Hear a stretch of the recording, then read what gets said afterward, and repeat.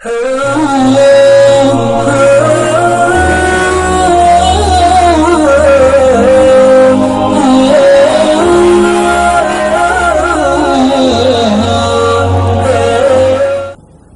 مسجد سے باہر نکلو مسجد والے بن کر، تعلیم کا حلقہ مسجد میں چل رہا ہو اور مسجد کی جماعت کے ساتھی باہر نکل کر ہر طبقے پر محنت کریں. بھائی تعلیم مسجد میں چل رہی ہے آپ تشریف لے چلیں، بھائی مسجد میں تعلیم چل رہی ہے تشریف لے چلیں، اور دکانداروں کو اور راہگیروں کو اور گھر والوں کو اور کارخانے داروں کو اور ملازمین کو اور دفتر والوں کو سب کو تو مسجد میں تشریف لے چلیں، تعلیم ہو رہی ہے. وہ کہہ رہے کہ میرے دفتر کا وقت ہے. اچھا اگر آپ اس کو کون سا وقت دیں گے؟ کوئی کہہ رہے اپنی دکان کا وقت ہے، ہم قربانی پر اٹھائیں گے کہ آپ نقد کریں. اگر وہ نہیں آتا تو آپ ہم اس کو کون سا وقت دیں گے؟ ہم اس سے پوچھیں. تو کہہ رہے میں شام کو آؤں گا، میں صبح آؤں گا، میں دوپہر میں آؤں گا، میں رات میں آؤں گا. مختلف اوقات میں وہ اپنی اپنی فرصت اور اپنی اپنی سہولت کے اعتبار سے وعدے کریں گے. یہ مسجد کی آبادی کی بات شروع ہو گئی کہ اس طرح مسجد آباد ہونی شروع ہو جائے گی. تو ہم مسجد میں پہلا کام ہمارا یہ ہے کہ مسجد کی جماعت مسجد کے اندر تعلیم کا حلقہ کرتے ہوئے ایک ساتھی دو ساتھی تین ساتھی جتنے مسجد کی جماعت میں زیادہ ساتھی ہوں اس میں سوچ لو 3-4 ساتھی ان میں سے مسجد میں ہوں تعلیم کرائیں اور باقی ساتھی باہر نکل کر اپنے اندر اللہ والے علم سے کامیابی کا یقین اتارنے کے لیے دوسروں کو دعوت دیں. مسجد میں تعلیم کا حلقہ چل رہا ہے، آپ تشریف لے چلیں. جس طرح ابو ہریرہ رضی اللہ عنہ مدینے کے بازار میں دعوت دے رہے ہیں کہ بازار والے تمہیں کیا ہو گیا، کسی نے تمہیں عاجز کر دیا، مسجد میں رسول اللہ صلی اللہ علیہ وسلم کی میراث تقسیم ہو رہی ہے، تم یہاں بازار میں ہو کہ جا کے اپنا حصہ کیوں نہیں لے لیتے؟ نقل اٹھا کر مسجد میں لائے. ابو ہریرہ رضی اللہ عنہ لوگوں کو بازار سے نقل مسجد میں لائے. تو یہ ترتیب ہے کہ سب سے پہلے اللہ والے علم سے کامیابی کا یقین اتارنے کے لیے اپنے اندر ہم دوسروں کو اس علم کی دعوت دیں گے اور اس میں فضائل کا علم مقدم ہے تاکہ اعمال کی رغبت پیدا ہو. فضائل کیا ہیں؟ کہ فضائل اللہ کے وعدے ہیں. ہم تو اس کو بھی فضائل کو سمجھے نہیں. تعلیم کا کیا مقصد ہے کہ بھائی کتاب پڑھ لو، کہ کتابیں تو بہت ہے پڑھنے کی، پر یہ کتاب کیوں پڑھو؟ اور کتاب تو گھر میں پڑھی جا سکتے ہیں، مسجد میں کیوں پڑھو؟ یہ تعلیم کا حلقہ کا جو طبیعت کے اندر ایک حلقہ پن ہے نا، تو اس کی وجہ کیا ہے؟ وہ تو یہی ہے کہ کتاب تو کوئی بھی پڑھی جا سکتی ہے اور کتاب تو گھر میں پڑھی جا سکتی ہے. اس کے ذریعے تو مسجد میں جائے تعلیم تو گھر میں بیٹھ کے کتاب کو پڑھ لو. یہ بزرگ دوستوں کو آج اچھی طرح سمجھ لو کہ اس تعلیم کا کیا مقصد ہے. تعلیم کا مقصد یہ ہے کہ ہم اللہ کے وعدوں کو سیکھنے کے لیے، ان کا یقین حاصل کرنے کے لیے اللہ کے گھر میں جمع ہوئے ہیں.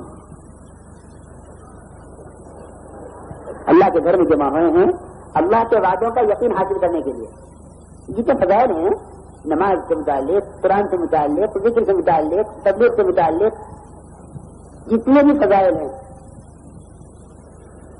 جتنے اعمال ہیں، ہر عمل کے ساتھ اللہ کا وعدہ ہے. جتنے بھی اعمال ہیں کوئی عمل ایسا نہیں ملے گا جس کے ساتھ اللہ کا کوئی وعدہ نہ ہو. جتنے بھی اعمال ہیں چھوٹے بڑے سب کے ساتھ اللہ کے وعدے ہیں. سب کے ساتھ کوئی عمل ایسا نہیں ہے جس کے ساتھ اللہ کا کوئی وعدہ نہ ہو. کوئی عمل ایسا نہیں. پورے تمام اعمال میں کوئی عمل ایسا نہیں ملے گا جس کی فضیلت نہ ہو. تو یہ فضائل اللہ کے وعدے ہیں. تعلیم کا مقصد یہ ہے کہ ہم ان فضائل کو اتنا سنیں کہ عمل کے وقت وہ فضائل یاد رہیں. یہ ہے مقصد. ہماری تعلیم الگ ہو رہی ہے، عمل الگ ہو رہا ہے. اس لیے ہمارے اعمال کے اندر استقامت اور قوت اور روحانیت اور اعمال کے اندر اللہ کا دھیان، اللہ کے وعدوں کا یقین وہ نہیں ہے. جب وہ نہیں ہے تو اعمال پر وہ سب کچھ نہیں ہو رہا جس کا وعدہ ہے. جب اعمال میں وعدے پورے نہیں ہوتے تو لوگ عمل چھوڑ دیتے ہیں مایوس ہو کر کہ نماز پڑھی کیا ہوا، ذکر کیا کیا ہوا، کیونکہ جس چیز کی اصل لذت حاصل نہیں ہوگی اس چیز کو چھوڑ دیا جائے گا، چاہے وہ کھانے کی چیز ہو یا پہننے کی چیز ہو، وہ کوئی بھی چیز ہو، کیونکہ اس کی اصل لذت کی جب وہ حاصل نہیں ہوتی تو آدمی اس چیز کو چھوڑ دیتا ہے۔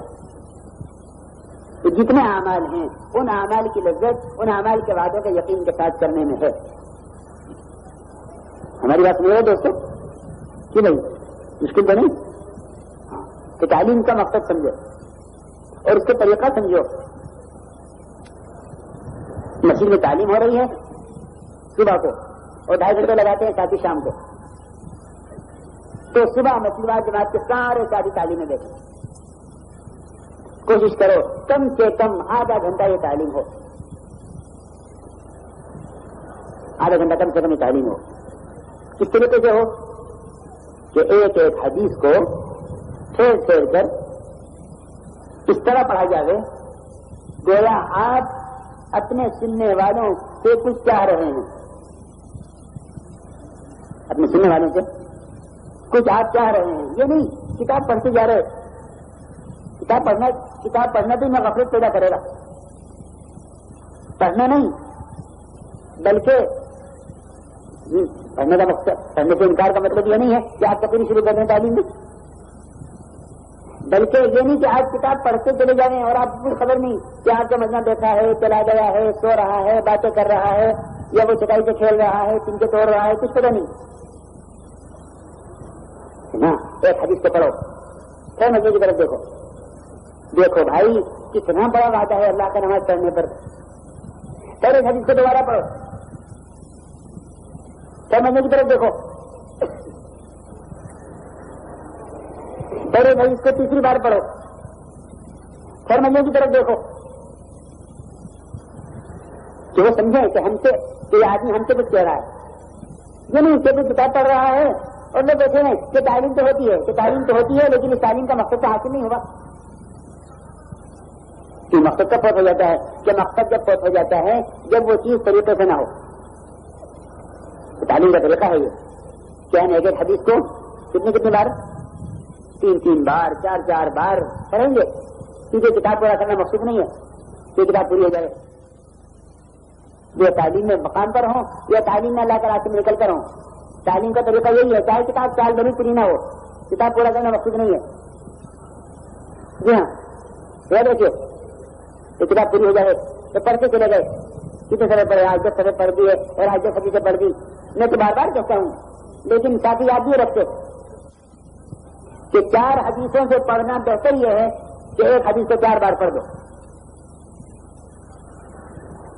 8 حدیثیں پڑھنے سے بہتر یہ ہے کہ 2 حدیثوں کو 4 بار پڑھ دو، پھیر کر پڑھو، تلقین کے انداز سے پڑھو۔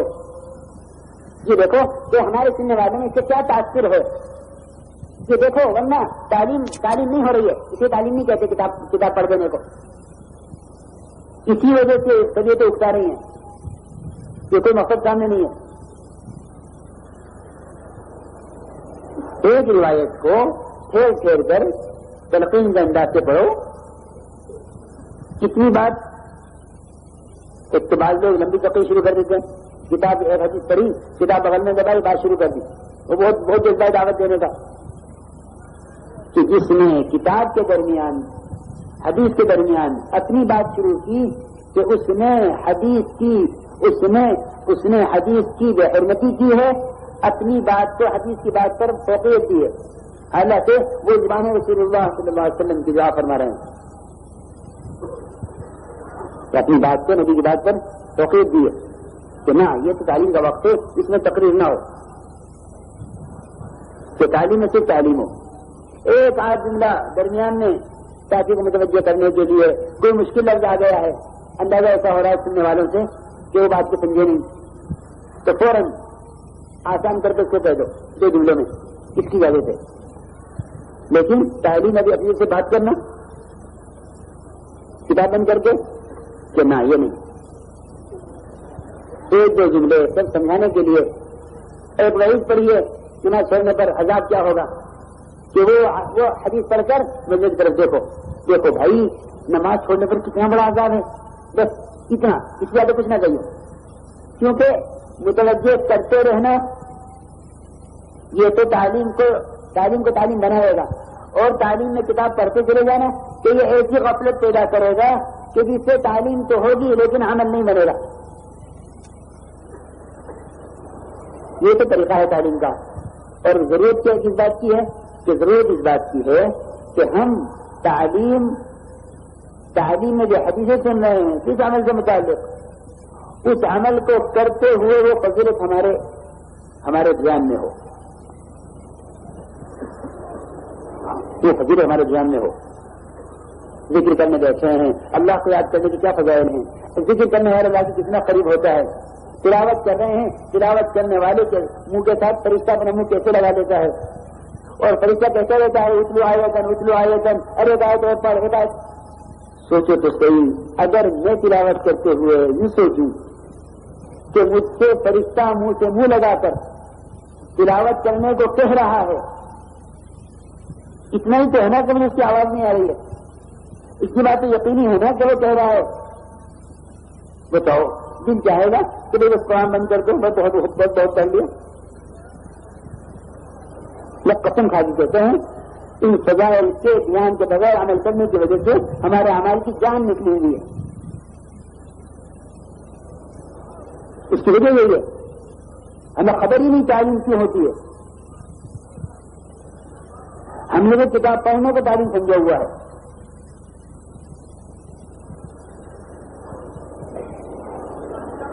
میرے بزرگ دوستوں، ایک آدمی مسجد جاتا ہے، گھر والی کہتی ہے دیکھو تم مسجد جا رہے ہو، ہر دنیا بھی لے کے آئیے، گوشت بھی لے کے آئیے، اور روٹی بھی لے کے آئیے.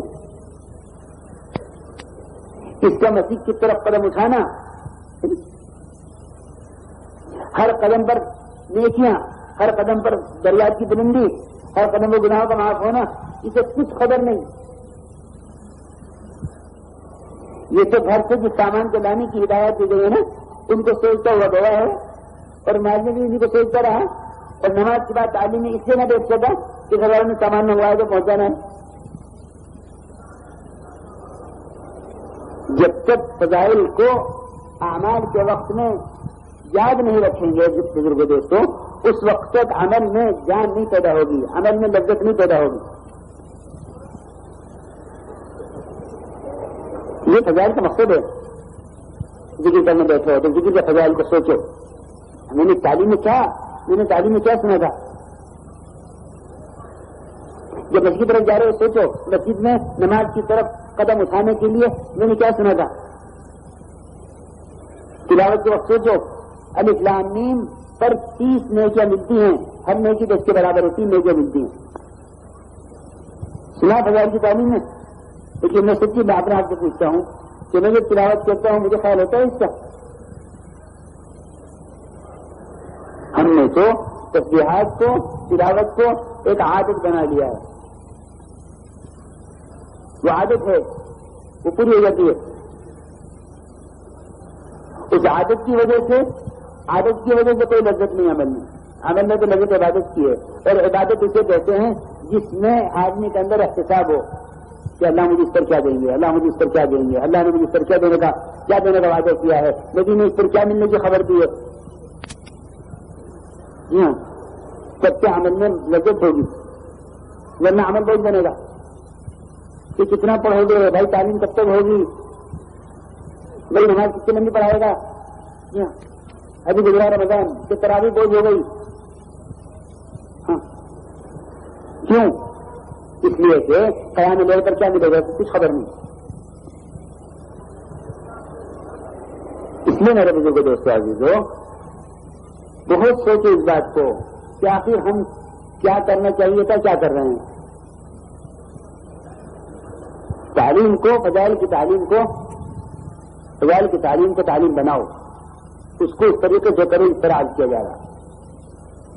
مجھے سے کہو دیکھو ان فضائل کو یاد رکھیو. آپ کی مسجد تعلیم ہے نا، کہیے ان سے تعلیم کے بعد دیکھو بھائی ان فضائل کو یاد رکھیو جس میں، اور عمل کے وقت ان فضائل کے دھیان سے عمل کیجیے. اتنی بات کہہ دیا کرو تعلیم کے بعد، جماعت میں ہو، مقام پر ہو تو کر کے دیکھو، پھر کچھ آگے بڑھو گے.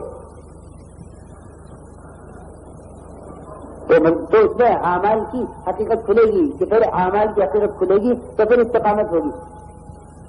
ورنہ ایسا فرماتے تھے کہ لوگ اس کام کو صرف کلمہ نماز صحیح کرنے کی تحریک سمجھتے ہیں، اس لیے اس کی اہمیت نہیں دیتے. حالانکہ اس کا مقصد یہ ہے کہ دعوت کے بقدر ہمارے اندر کلمہ اور نماز کا نور پیدا ہوگا اور ہم ہمارے اعمال سفید کے بجائے حقیقت اختیار کر لیں گے، آگے بڑھیں گے. تو اس طرح میرے بزرگوں دوستوں عزیزوں، تعلیم کا طریقہ یہ ہے، عمل کے وقت فضیلت کو یاد رکھنا، جسے دل ارادہ کرو، سب رو کر اللہ تعالی سے مانگو کہ اے اللہ ہمیں اپنے وعدوں کا یقین عطا فرما دے. تو تعلیم کی دعوت ہو گئی اور تعلیم کے فضائل کے حلقوں میں بیٹھ کر اس کی مشق ہو گئی، اور عمل کے وقت اس فضیلت کو یاد رکھنا یہ مشق ہے. اور پھر آخر میں کیا کرنا ہے کہ رو رو کر اللہ سے مانگنا ہے کہ اے اللہ تو مجھے اپنے وعدوں کا یقین عطا فرما دے. یہ جتنے فضائل ہیں یہ تیرے وعدے ہیں. فضائل کی تعلیم اعمال کے اندر احتساب پیدا کرنے کے لیے ہے. احتساب کسے کہتے ہیں؟ اللہ ہمیں اس پر کیا دیں گے، اللہ ہمیں اس پر کیا دیں گے، یہ اسی کو احتساب کہتے ہیں. کریں گے بھائی اس طرح؟ اسی طرح میرے بزرگوں دوستوں، یہ تو فضائل کے علم کی دعوت اور اس کی مشق اور اس کو اللہ سے مانگنا ہوا. اسی طرح مسائل کے علم کی دعوت ہے کہ امت کو مسائل سیکھنے کی طرح متوجہ کرو، کہ امت مسائل علماء سے سیکھے. ہاں یہ مستقل کام ہے، یہ نہیں کہ ہمارا کام تو صرف فضائل کا ہے، مسائل کا کام ہمارا نہیں ہے. کہ مسائل بتلانا تو علماء کا کام ہے، لیکن مسائل سیکھنے کی طرف امت کو متوجہ کرنا یہ ہمارا کام ہے.